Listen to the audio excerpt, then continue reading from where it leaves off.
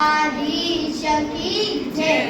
વિનાયક શ્રી સર્વ વડીલો અને મારા બાલ વૈષ્ણવને સર્વને મારા ભગવત સ્મરણ.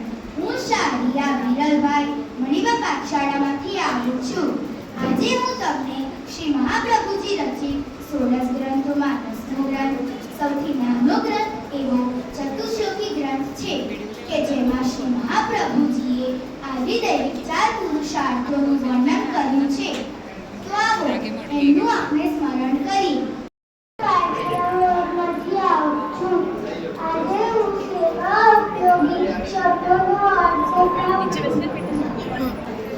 સર્વ વૈષ્ણવને મારા જય શ્રી કૃષ્ણ. હું કુલધન રાવળ શુભેચ્છા. આજે તમને સેવા ઉપયોગી શબ્દ વિશે જણાવવાનું છું.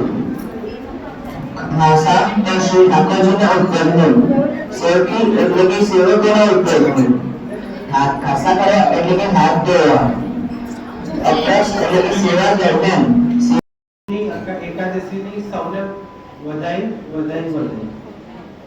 આજનો મારો ટોપિક છે કે આપણે પુષ્ટિ બાળકની વર્તમાન પરિસ્થિતિ વિશે ચર્ચા કરવાની.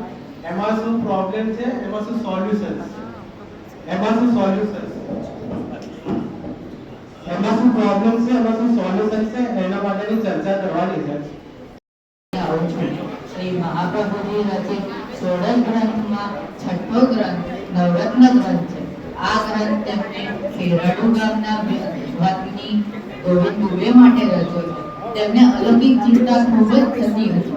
આ ચિંતાને દૂર કરવા તેમને નવરત્નો સમાન ગ્રંથો ઉપાયો જણાવ્યા છે. તો ચાલો આપણે સૌ આ ઉપાય જાણીએ.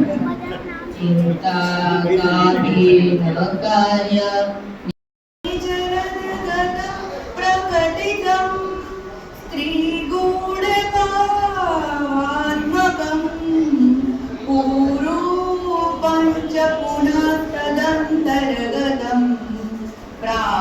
प्राविविशस्व प्रिये